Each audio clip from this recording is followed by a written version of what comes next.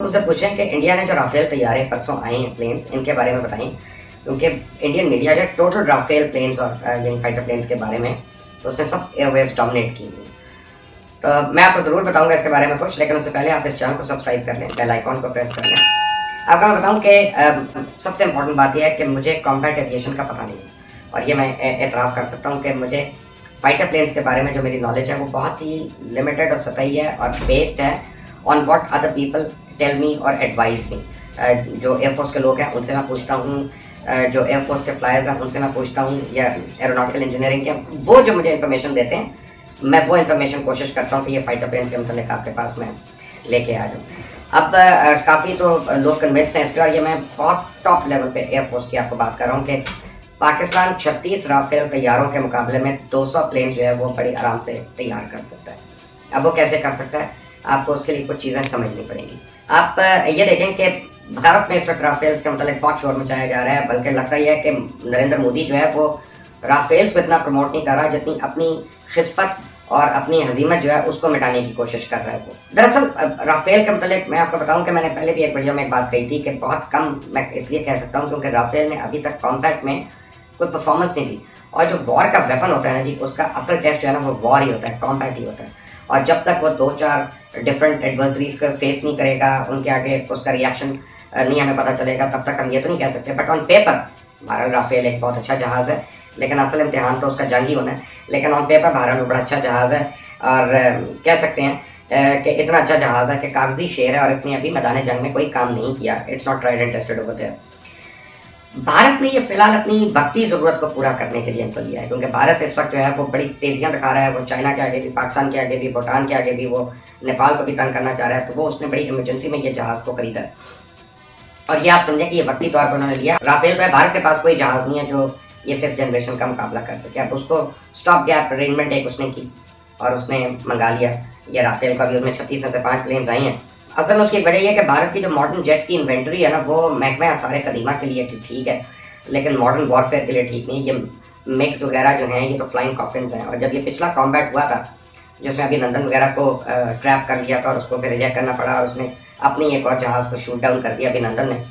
तो ये सारी आपको बताते हैं उनकी इक्विपमेंट, उनकी ट्रेनिंग, उनकी मैन पावर की जो कलेक्टिव क्वालिटी है उसकी डिस्पैरिटी जो है वो आपको शो करता है कि इंडिया इतना अच्छा नहीं है एयरफोर्स में जितना वो न्यूमेरिकली करता है। कि अगर जो कहता है कि हमारे पास इतने जहाज़ हैं फाइन, लेकिन उन जहाज़ों का ताल्लुक जो म्यूजियम में होना चाहिए, अजायब घर में होना चाहिए। भारत को एक मॉडर्न तैयारी की जरूरत थी जिसको अपनी बैकबोन बनाना चाह रहा था, उन्होंने उसको प्रिक्योर कर लिया। लेकिन आज का वो दौर नहीं है कि जहाज़ डॉग फाइट करें और आमने सामने आए और एक दूसरे पे गोलियां मारें, जैसे MM आलम ने किया, या सरफराज रफीकी ने किया, या सीसल चौधरी ने किया। बड़े ऐसा तरीके से उन्होंने डिफेंड किया, और कमाल के पायलट्स है, आई मीन पायलट्स थे वो सुपर ह्यूमन्स, इसमें कोई शक नहीं है। अब यह है कि वो पुराने ज़माने की बात है कि आपस में आप डॉग फाइट करते हैं, गुत्थम गुत्था होते हैं और एक दूसरे का सर फाड़ते हैं। ये जदीद दौर का है, और इसमें कई 100 किलोमीटर्स पहले ही, कम से कम 100 किलोमीटर पहले ही जहाज़ आइडेंटिफाई हो जाता है और वो रडार सिस्टम में पकड़ा जाता है। और ये उन जहाज़ों की एबिलिटी है कि नहीं है, that is what I will tell you.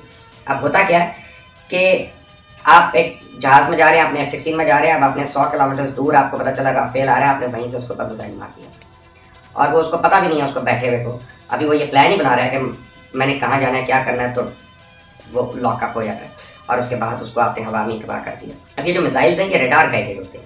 ये इसके जब ये जहाज़ फायर कर देता है तो रडार का काम शुरू हो जाता है और जहाज़ का काम खत्म हो जाता है। सब मल्टीपल तरीक़ों से वॉरफेयर हो रही है, तो ये बात समझने की ज़रूरत है जो इंडियन मीडिया में अभी तक मैंने देखी नहीं है।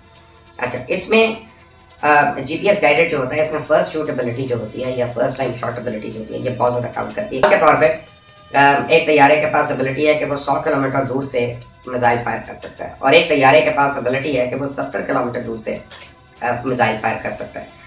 तो ऑब्वियसली जो 100 किलोमीटर वाला है वो दूसरे एनिमी को अपने उसकी टारगेट रेंज पे आने से पहले ही उसको टारगेट कर चुका है, शूट कर चुका है। अब वो डिस्ट्रॉय होता है नहीं, वो तो few seconds later will tell, but probably वो कर चुका होगा। एक बड़ी इंपॉर्टेंट चीज़ जो है इसमें एक इलेक्ट्रॉनिक वॉरफेयर स्वीट होती है जहाज़ के अंदर, और ये बड़ी अहमियत की हामिल होती है, क्योंकि जहाज़ों को हवा के अंदर से मिसाइल इस्तेमाल करने के लिए इस्तेमाल होता है, और ज़मीन से और या हवा से गाइडेड मिसाइल को ऑफसेट करने के लिए इस्तेमाल होता है। पाकिस्तान के पास JF-17 और F-16 में एग्जिस्टिंग वॉरफेयर स्वीट्स जो हैं वो बहुत एडवांस्ड हैं अल्हम्दुलिल्लाह, और जो हर इस मिसाइल को बड़े अच्छे तरीके से डील कर सकते हैं, जिसकी रेंज आपके मिसाइल से ज़्यादा। भारत जो मीटियोर ले रहा है उसमें चाइनीज़ PL-15, और इससे बहुत पहले से इसका बना हुआ है, ये PL-15 बहुत बाद का बना हुआ है, इसकी PL-15 की टेक्नोलॉजी बहुत ज़्यादा एडवांस्ड है, और चाइनीज़ कई टेक्नोलॉजी कई चीज़ों में वेस्टर्न टेक्नोलॉजी से एडवांस्ड है और आगे है। जबकि Jet-17 Block 3 जो है उसमें चाइनीज़ जेट JF-20 के फ्यूचर्स टेक्नोलॉजी जो है वो ऐड की गई, और इसमें नया और बड़ा holographic wide angle head display है, होलोग्राफिक डिस्प्ले है, और इंटीग्रेटेड कॉकपिट डिस्प्ले है, और Jet-20 में जो इस्तेमाल होता है ना वही इसमें लगाया गया। अब advance infrared missile approach warning system जो है, डिप्लॉयमेंट उसकी और longer range Chinese PL-15 missiles की, उनके साथ रेडार और रॉकेट मोटर्स लगी होती हैं। पिछले साल भारतीय मीडिया का कहना था कि पाकिस्तान एयरफोर्स ने 27 फरवरी 2019 को भारत और पाकिस्तान के खिलाफ काउंटर स्ट्राइक का जवाब इसलिए दे सका था क्योंकि SU और MEG के इलेक्ट्रॉनिक सिस्टम पाकिस्तानी एयरफोर्स ने जैम कर दिए थे। अब पाकिस्तान में 5th जनरेशन स्टेल्थ टेक्नोलॉजी जो है उसके प्रोजेक्ट पे भी काम शुरू हो चुका है, अल्लाह का शुक्र है, और इसका इतराफ़ पाकिस्तान एयरफोर्स के 2 रिटायर्ड एयर मार्शल्स कर चुके हैं। अब जो चाइनीज़ J-31 और अमेरिकन F-35 और रशियन Su-57 के हम पल्ला होगा। तो अभी तो 36 जहाज़ खरीदे हैं, उनमें से 5 आई हैं, वो अम्बाला पे लैंड किए हैं राफेल। तो जब तक बाकी पूरे जहाज़ आएंगे तब तक हम इंशाल्लाह 5th जनरेशन स्टेल्थ वॉरफेयर में पहुंच चुके होंगे। जैसे मैंने आपको पहले कहा कि मुझे, जैसे आप देख रहे हैं कि नोट्स देख देख के पढ़ना पड़ा है और बोलना पड़ा है, आपको बताना पड़ा है, उसकी वजह ये है कि अल्हम्दुलिल्लाह हमारी एयरफोर्स इतनी एडवांस्ड है और इतनी आगे जा रही है कि हम आराम से रात को सो सकते हैं, सुकून की नींद सो सकते हैं, नोइंग कि हमारा दुश्मन जो है वो हमारे मिसाइल्स की और हमारे शाइनों की नोक पे है। So don't worry, Indian media जो है उसको 2 दिन गुजारने दें, और जब इनका चाहे पहले चाइना के साथ लद्दाख में सामना होना है, फिर पाकिस्तान के साथ भी जब ये कोशिश करेंगे तो उनका आटे दाल का भाव पता चल जाएगा। इस चैनल को आपने अगर अभी तक सब्सक्राइब नहीं किया तो प्लीज़ कर लें, बेल आइकन